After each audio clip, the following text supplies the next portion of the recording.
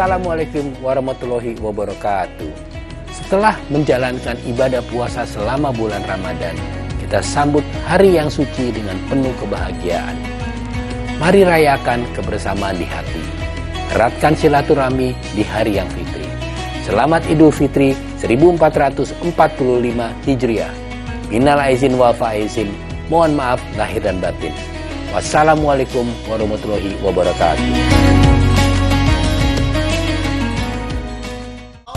Raih kemuliaan